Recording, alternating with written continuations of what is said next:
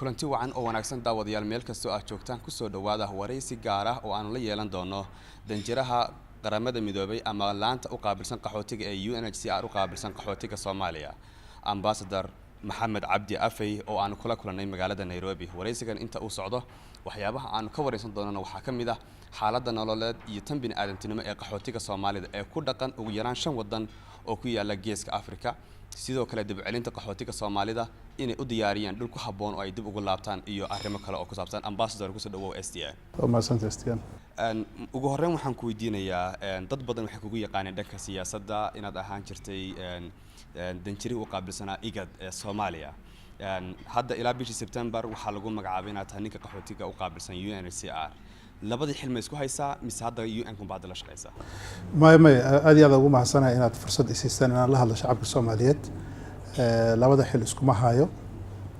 laba hay'adood kala duwan weeyaan. waxaan la shaqeyn jiray hay'adda urur goboleedka IGAD oo uu ah ergeyga gaarka arrimaha Soomaaliya.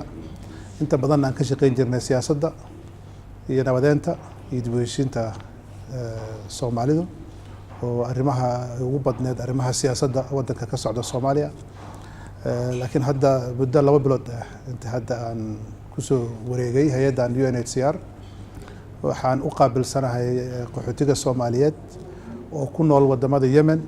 Ethiopia, Djibouti, Kenya iyo Uganda oo aad iyo aad runtii u fara badan 1 milyan iyo ziyaado ah oo muddo dhowr 20 sano intay Soomaaliya burburka ku dhacay ay wadamadan ku noolaayeen. xaaladoodana hadda runtii u baahan xaalad dib loo eego inay tahay. marka arintaas hadda ayaamahan aan rabaa runtii inaan ka meel gaarno ka caawino shacabka Soomaaliyeed qaxootiyaha ku nool dibadda siday dibadda si fiican ugu noolaan lahaayeen hadayba joogaan oo lagu iqaabin iyo haday soo noqonayaan si iyagoo nabad oo fiican ay ku soo noqon lahaayeen. 27 bishii September ama bishii 9aad ee sanadkan 2016 ayaa gudoomiyaha UNHCR Filippo Grandi uu ku magacaabay xilkan. maxay tahay sababta adiga lagu xushay oo lagu magacaabay xilkaas? horta xilka waa xil iyaga ay garteen in la sameeyo. shakhsiyaad baa la raadinaya caalamka laga raadinayay. shakhsiyaadkaas oo caalamka laga raadinayay ayaan ka mid ahaa. waana ku faraxsanahay inaan fursad u helo inaan wax Soomaaliya wax u tar ah inaan runtii liigu magacaabo. waxaan ku faraxsanahay inay qaxooti Soomaaliyeed oo dhibaataysan liigu magacaabo inaan haddaan wax ka qaban kara aan ka qabto inta awoodayda ah. xilkaas marka iyo magacaabo Filippo Grandi waa xil aan runtii soo dhaweynaya. waxaana rabaa runtii inaan shacabka Soomaaliyeed u sheego meesha joogaanba inaan uga baahanahay wada shaqeyn si ummadda tacabaysan oo Soomaalida ah oo wadamadan haddaan ku sheegay ku tacabaysan loogu helo xal waara. maxaa yeelay qaxootinimo in lagu noolaado oo 20 iyo ziyaado sano lagu noolaado oo xarooyin lagu jira xal waara ma aha. xal waara loo baahan yahay shacabka dhibaataysan inay helaan. waxaa tahay nin Soomaali ah oo haddana Soomaali Kenyan ah. muddo dheer waxaa ku soo dhex jirta xaaladda Soomaalida marka laga hadlayo dhexdhexaadintooda iyo isu keenistooda iyo xal u raadinta dhibaatada Soomaaliya ee muddo dheer soo jiitamaysay. waxaadna khibrad durugsan u leedahay dhibaatada Soomaaliya sida ay u jirto iyo muddada ay soo jirtayba kulli. muxuu yahay waxa ku qorshaysan inta aad xilkan haysid inaad u qabatid gaar ahaan qaxootiga Soomaalida ee 5 wadan shaqtay ku nool? 5 wadan shaqtay ku nool. ugu korantii horta waxa ay qorshaysan inay horta dadkan qaxootiga ku nool dad iyaga doorta inay qaxooti noqdaan ma aha. waxa keenay durufooyin oo dhibaato ka jirta Soomaaliya. masa hasoo ka soo qaxaan dhibaato ku saabsan siyaasad xumada iyo barakaca iyo dagaalka sokeeye wadanka ka dhacay oo nabadgelyo darro keenay. mase ku soo qaxaan dhibaato keentay abaaraha iyo nolosha caadiga ah oo halkaas ka jirta oo dhibaato maartay keentay. ugu horreyntii waxaan rabaa inaan ka shaqeeyo wadamada ay joogaan inay ku badbaadaan, inay nolol wanaagsan ku helaan, inay ku helaan in lagu iqaabin iyagoo qaxooti ah in haddana ciqaabo loogu daro lagu iqaabin. midda labaad waa inaan ka shaqeyna oo aniga aan rabaa inaan advocacy ku darsado inay wadamada dariska ah ayna ka daalin Soomaali dhibaataysan oo wadankooda wadamada ku soo cararayso. waa suurtagal dhowr 20 sano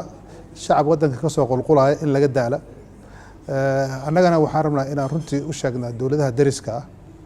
inay shacabkaasi ay duruufooyin soo saaraysa mooyaane inayna dhibaato inay iyaga jecleen inay imaadaan wadanka dariska ah marka intii Soomaaliya dhibaatooyinka ka jirto oo intii duruufooyin qof shakhsi Soomaali ah u baahdo inuu wadanka intuu ka soo qaxa darisku u soo carara inay horta ridaha iyo xuduudaha loo furo dadkaasi si ay nabad ku helaan midda saddexaad waxay qorsheysan inay arinta qaxootinimada si dhab ah looga baxo oo lagu noolaanin qaxootinimo daa'im ah taas macnaheedu waxay keenaysaa marka inaan ka shaqeyno Soomaaliya dadka meesha ka soo qaxeen inay helaan fasilaad inay helaan nolol wanaagsan inay helaan wixii ay qaxootiyaha ku haysteen mas iskuul ha aada mas isbitaalaha aada masana masaajidaba ha aada mas huriyeen ha aada yani inayna dhibaato ayna ku dhicin oo dhibaatooyinkii ay ka soo qaxeen haddana ayna ku noqon oo haddii ay soo qaxeen markay noqonayaan in isbedel rasmi ee wadankii uu ka dhaca taasna ay noqonayso dowladda Soomaaliyeed iyo shacabka Soomaaliyeed in lala shaqeeyo si lagu helo arrimahaas oo idin inay ku suurtagalaan marka arrimahaas ay qorsheysan arrimo kale oo hadda ay qorsheysan oo ziyaado ah hadda xalka Soomaaliya ku saabsan runtii inaan qayb ka qaato ayaan jeclahay arrimaha kale ee aan rabay in ka weydiiyo waxa kamid ah dhawaan wadamada Soomaaliya Kenya oo waliba qaybta u qaabilsan qaxootiga ARRA la dhaho iyo UNHCR waxay ku heshiiyeen in qaxootiga dib loogu celiyo Soomaaliya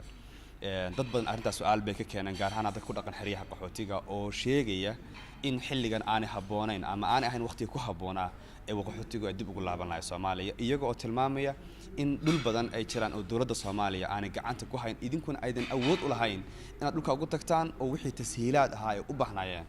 aad u geysaan ma kula tahay inay tahay xilliga ugu habboonaya Soomaalida dib loogu celin dalka horta waxaan rabaa inaan shacabka Soomaaliyeed dhageysanaya qaxootiyaha aadan iyo shacabka caadiga aadan inaan u sheego waxa qiijiye hal mid wadamadan ay ku nool yihiin 1 milyan iyo ziyaado Soomaali ah waxay ku noolaanayaan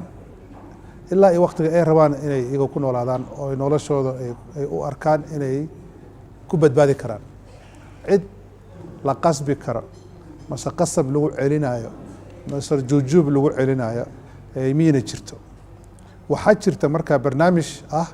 Soomaali badan qaarkood ayaa laga yaabaa inay iskood iskaga laabtaan ku daaleen qaxootiyaha u arkaan inay ku noqon karaan meelihii ka soo baxeen iyagoo markaas la siiyay fursad ay ku fikiraan inay noqon karaan inay kala waxaan la soconaa barnaamijka noqoshada waa barnaamij voluntary ah yani waa barnaamij iska u noqo ah xarooyinka idil aan soo marayna waxaa loo sheegaa ciddii rabta inay noqoto shakhsiga inuu noqdo waxaa la siiyaa muddo isbuuc ah miyaad noqon rabtaa haa goormaad noqon rabtaa hadda maanta aan noqon rabaa maya ka soo fikir isbuucaan ku siinayna isbuuc kadib ayuu soo laabanaya qofkii uu leeyahay waan ka soo fikiray wada tashiyaan ku noqday familiga aan la tashaday waxaan jeclahay inaan noqdo marka waxaa waajibaadkana saaran dadka iyaga ah in la caawiyo iyaga in lagu caawiyo noqoshada nolol cusub in loo abuuray u baahan yahay la fududaad ciddii u aragta inay duruufooyin jiraan aynu ku noqon karin cid qasbaysa male hadda aan u cadaynayo waxaa weeye marka taladaas waxaa laga gaari doonaa waqtigii ee loo baahdo in laga wada hadlo laakiin hadda barnaamijka socda waa barnaamij iskaa u noqo cidda noqonaysa in lagu caawiyo Soomaali badan aan ku arkay oo qaxootiyaha aan ku arkay qaarkood inaan anaga noqon rabno qaarkood ana ii sheegan qaar waxay wadaadeen waa noqonayna hana la caawiyo qaar waxaan ku arkay Djibouti hadda ilaa iyo ma badna ilaa 200 oo qoys waxay yiraahdeen waa noqonaynaa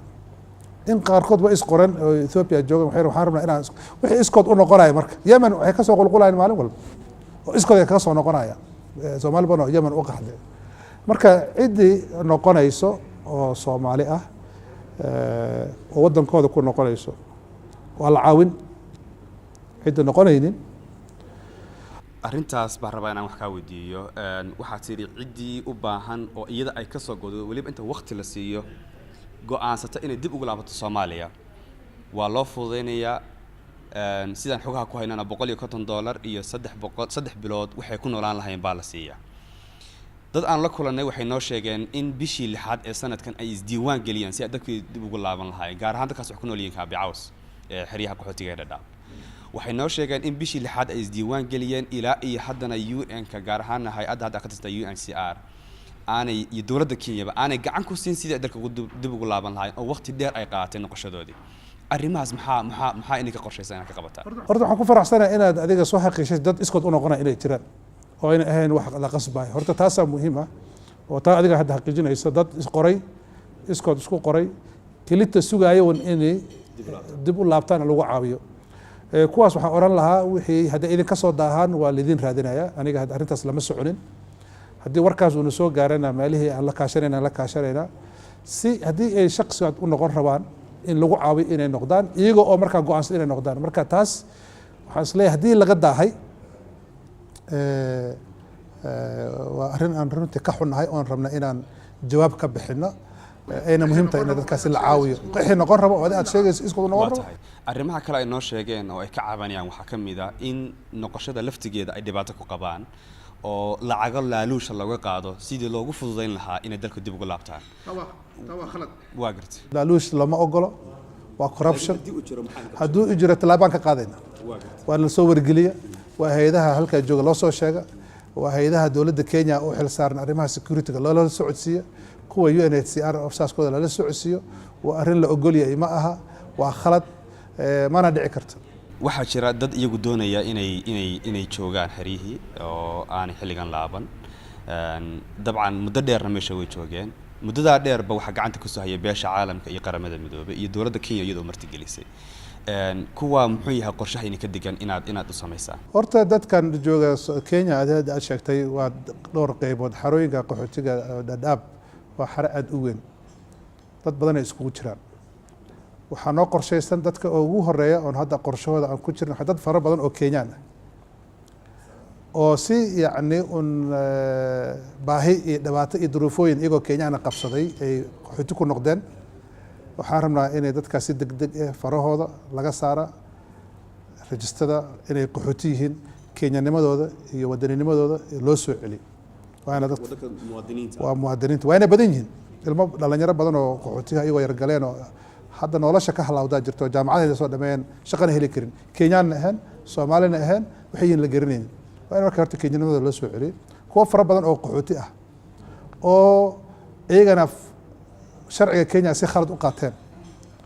haddana rabaan inay Soomaalinimadooda la soo noqdaan oo Soomaali ku laabtaan mise dibadda u tagaan yani waddan saddexaad degaan ka helay oo noqon rabaan ku cadewanaa jira iyagana dhowr iyo 20,000 ah iyagana in la soo celiyo Soomaalinimadooda kuwa fara badan oo waxaa jira isguursaday Kenyaan Soomaali guursaday Soomaali Kenyaan guursaday oo isdhexgalay oo xaq u leh waddanka Kenya xaqi ku leeyihiin iyaga naftooda in la tijaabiyo la ogaado si loogu hela kuwa waxaa jira waddan saddexaad aan u qaadayno 16,000 oo Soomaali ah oo processkooda uu socdo Mareykan iyo wadamada Yurub aan rabno in muddo dhow loo qaado kuwaas iyaga naftooda in dhinaca kuwa waxaa jira ilaa iyo 13,000 oo Soomaali ahayn wadamo kale Afrikaan oo soo qaxay meesha degay soo degay iyaga in la qaado iyagana la geeyo xarooyinka kale oo Kenya ku yaala marka xaradan oo hadda aad u weyn markii sidaas loo abaara waxaad helaysaa rasmi nambarka qaxootiga oo Soomaalida ah iyo qaabkii loo kala maareyn lahaa wixii noqon rabo oo iskood ku noqon rabo wixii noqon rabin sidii laga yeeli lahaa marka waa tala socoto tala hal maalin lagu go'aamin kara ma aha arrimaha kale waxaan kusoo gudbinayaa qaybo ka mid ah cabashooyinkii noo soo gudbiyeen dadka qaxootiga gaar ahaan xeryaha qaxootiga Dadaab jooga waxay noo sheegeen in raashinkii la siin jiray oo hay'adda cuntada adduunka WFP ay siin jirtay 50% hoos loo dhimay arrintaas oo saameyn ku yeelatay habnoloodkoodii maalinlaha ahaa iyadoo sidoo kalena noloshii ay qaali noqotay wax soo iibsigii xataa noloshii wixii kale u baahnaayeen ay ku adkaatay duruufta nololeed ee aadka u adag ee soo wajahday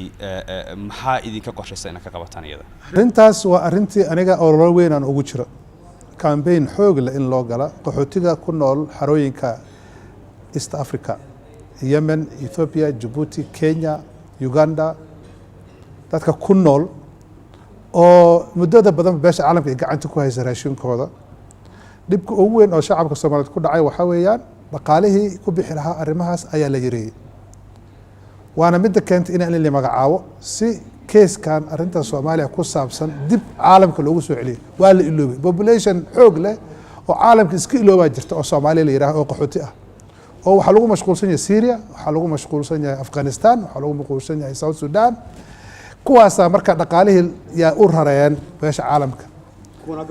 kuwiina waa la iloobay marka anaga waxaan rabnaa hadda campaign press conference u qabtay iyo kuwa dambe oo qaban doono waa inaan indhaha caalamka ku soo jeedina shacabka Soomaaliyeed oo dhibaataysan oo dhaqaalihii caalamka ee ka helay raashinka loogu soo gedi lahaa la yareeyay oo khalad weyn aan u aragno midda kale hataa wixii helayaan hadda kuma filno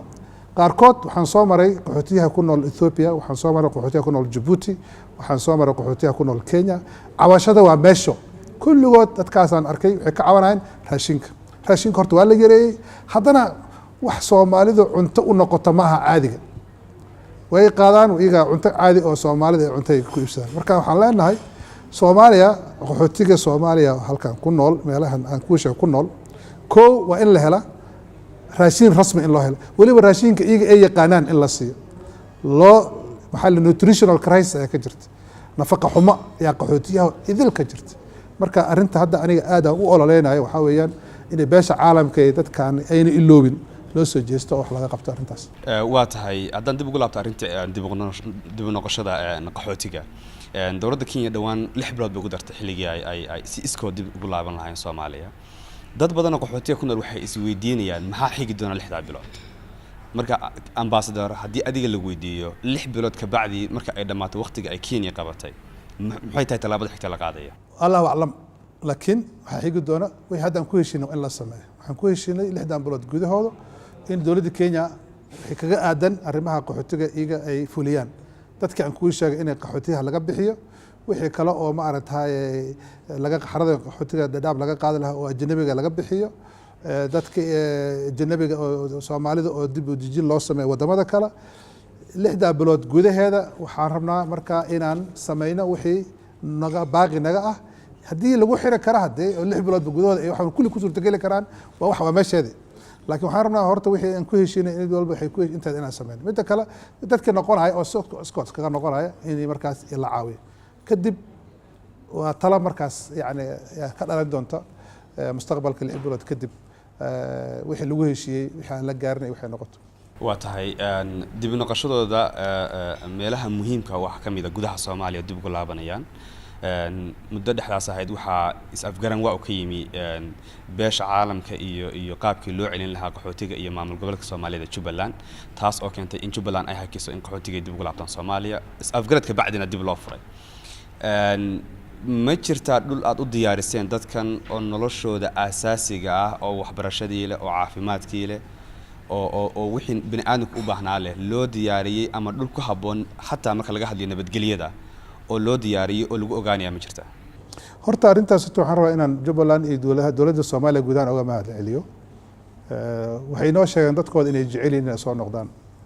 waxay noo sheegeen dadka waa Soomaali haddii Kenya ka soo noqonayaan Soomaaliya ku soo noqonayaan inay soo dhaweynayaan waxay aad u cadeeyeen duruufooyinka ka jira gudaha Soomaaliya iyo dadkaas soo noqoshadooda inay u baahan yihiin kaalmo xoog leh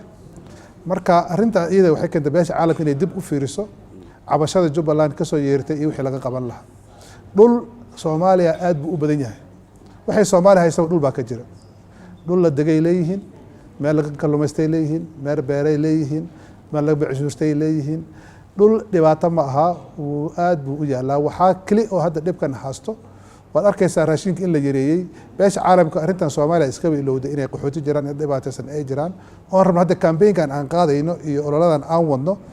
in dib lagu soo nooleeyo rajadaas marka waxaan is leenahay muddo kadib inay dadka beesha caalamka ee Soomaaliya il gooni u yeelan doonto dhaqaale la heli doono dhaqaalahaas lagu sameyn doono dadkaas waxay noloshooda ku maareen lahaayeen meelaha ku noqon lahayn meelo anfacaysa inay noqoto meelo nabadgelyo leh meelo noloshooda ku wadan karaan si caadi ah marka arrintaasi waxa weeye arrin Jubbaland ay ka sheegatay oo ah dhaqaale darre iyo nolosha dadka soo noqonaya waxay ku nool yihiin waana way ku saxsan yihiin dadkooda saa ugu fikiraan oo maartay wixii dhibaato jira ay muujiyaan annagana beesha caalamka waxaan laga rabaa inaan arrintaasi u soo istaagna wixii laga qaban karaan laga qabto howlahaasna hadda aad loogu tala jiraa dhanka ammaanka oo iyaduna arrintan saameyn weyn ku leh gudaha Soomaaliya dadka jooga oo maamulada ay ka mid yihiin iyo dadka qaxootiga laftigooda laabanaya waxa ku jirta dareen cabsi ah oo walwal ay qabaan in dhalaankooda ama dhalinyaradoodu ay ku biiraan xogag hubaysan oo mayal adag haday rabaan kuwaasi waxa dhowto loo adeegsado horinta colaad ama shidooyin kale oo ka jira deegaanka arrimahaas maanka ma ku haysaan qorshayaal miyay ka degan yihiin arrimaha ugu weyn oo qorshaha ku hayno waxa weeyaan tayada dadka qaxootiga ah intay qaxootiga ku nool yihiin in tayada la dhiso inta hadda aan soo maray xarooyinkaas oo dhibaatada ugu weyn waxa weeye tiyaaradda arrin ku saabsan aad uga liitaan dhinaca tacliinta dhalinyarada Soomaalida ah cilmi ku filan ma helaan dhalinyarada Soomaalida qaxootiga ah ma helaan waxay ku shaqeystaan noloshooda ku maareeyaan marka horta waxaan diirada saarayna intay qaxootiga ku nool yihiin inay helaan tacliin ku filan inay helaan waxay noloshooda ku maareyn lahaayeen si rajo loogu abuuro midda kale dadka noqonaya marka waa jirtaa cabsidaas marka cabsidaas kali waxa looga hortagi karaa in tacliin dadka inay wax la bara dhalinyarada inay wax bartaan inay gacantooda ku shaqeystaan si marka ay ugu gelin cadow gacantiisa u gelino dad calooshooda u shaqeystayaal ah ayna ku shaqeysan burburkii dawladda Soomaaliya 91 wixii ka dambeeyay Soomaaliya dhul badan bay u kala carartay Kenya kaliya maaha meelaha ay tageen sida hadda aad sheegtay shirkadaad aad ku sheegtayba ilaa 5 wadan baa soo martay oo ku yaala geeska Afrika iyo gacanka Carbeed oo ay Soomaalidu qaxooti ku tahay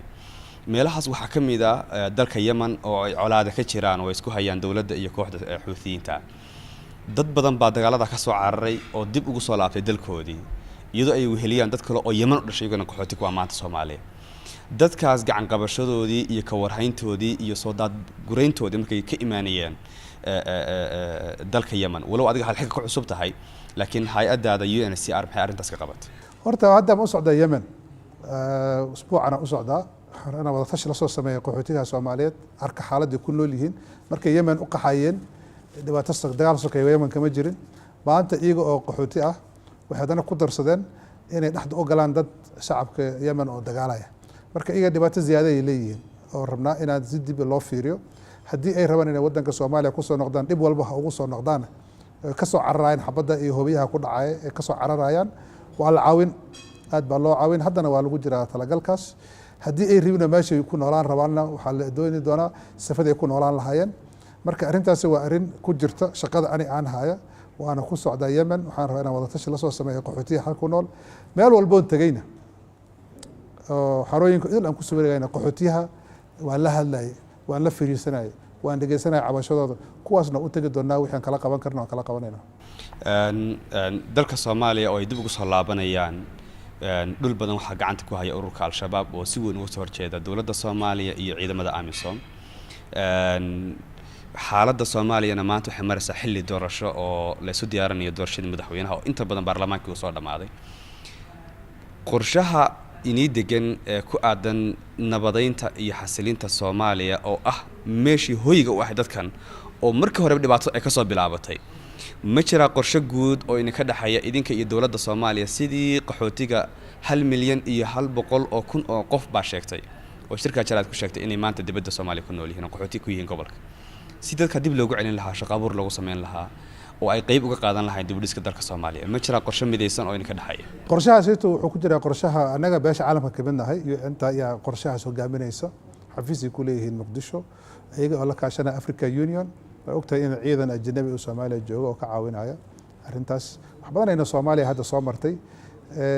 وحفر بدن وقصوا من شعب كسوماليا نواجران دولة كده سن ودن كهذا دور الشال الله كعايا دولة عصبة دس ميسا دولة السوماليا أنا لقى إن ودن كحسلوني ده بأي كنت وأنا الله شقينا سأرنتاس يكون حسلين لهاد بدك كلا أنا أنا أرنتاس حوك السعر وحويا أرنتا قحوتيها سوماليا ما أنت دود هذا الكذا كمتشر وإن مدحت الصومالي لو برارجي إن الشعب كما كان يهين شعب كاس كما كان حل وباهين يهين حل كان مدحت الصومالي لو جاب باهين هاي باش عالم كان على كاشن دونا مركا أرنت أنا ربع هذا مركي دورشة أي دعد كذب إن كو برارجي مدحت الصومالي دو حويان إن إيجا إكهلان حلقة أرنت كوساشن قحوتيها الصوماليات أو كنول ودمدا دريسكا يصير كوسا نقول لهاين يصير لقوا مارين لها ريمه هذه إنه لا شو هذا مركا تاسنا إن شاء الله وحنا لا هي ولقوا جوليسون دونا لكن وحنا بدأنت جودهن الصوماليا beesha caalamku ay ku howlan tahay hay-addaana waxay kamid tahay beesha caalamku arrinta ku howlan arrimaha Soomaaliya ku saabsan ugu dambeyntii ambassador adiga ku maasan waqtiga qaaliga aad siisay muxuu yahay aragtiyada shakhsi ahaaneed muddana aad ka soo dhex shaqeynaysay dhibaatooyinka Soomaaliya iyo xal u helisteeda muxuu yahay aragtidaada ku saabsan mustaqbalka Soomaaliya iyo doorashooyinka dhacaya iyo dawladda cusub ee la filayo iyo mustaqbalka dadka qaxootiga ee muddada dheer ka Soomaaliyeed haysta iyo kuwa kale wadamada dariska haystaan qaarkood South Sudan oo kale waxay ku imaataan siyaasad xume iyo hoggaan xume Soomaaliya waxaan u rajaynayaa inay hoggaan fiican hesho hoggaankaas oo shacabkeeda hoggaamin kara wadan nabad ah horumar leh waxay ka soo qaxeen waa hoggaan xumo waxay ka soo qaxeen waa dhibaato ku dhacday dawladda burburkeeda waxay ku soo qaxeen waxa weeyaan dagaal sokeeye oo keentay siyaasad xumo waxaan rajaynaynaa siyaasadda Soomaaliya siyaasad degan oo ummadda ku nool Soomaaliya anfacad inay noqoto wax qaxooti inuu ku noolaado raba adduunkan ma leh 30 sano inay xaro ku jirto oo xaradaas aad ku xareysnaata oo ku weynaata oo mustaqbal aad yeelanin cid rabta inay arrintaas ku noolaato ma leh waxaan leenahay shacabka Soomaaliyeed oo qaxootiga ku nool wax wadankiina idin dhaama ma leh wadanka inay ku noqdaan waqtigeed noqoshada ay noqoto suurtagal shacabka dawladda Soomaaliyeed waxaan leenahay inay suurtageliyaan si shacabkooda ku soo noqon lahaayeen ana kala shaqeynayna insha Allah aad iyo aad baa u mahadsan tahay daawadayaal intaas waxaan ku soo gabagabaynaynaa wareysigii gaarka ahaa ee aanu la yeelanay ergeyga u qaabilsan hay'adda qaxootiga qaramada midoobay qaabilsan ee UNHCR ambassador Maxamed Cabdi Afey oo aanu kula kulannay magaalada Nairobi wareysigan waxa ay soo jeedinayaan anigu ah Maxamed Yamani intaanu mar labaad dib u kulmi doonana waxaanu idinkaga tegaynaa sidaas iyo nabadgelyo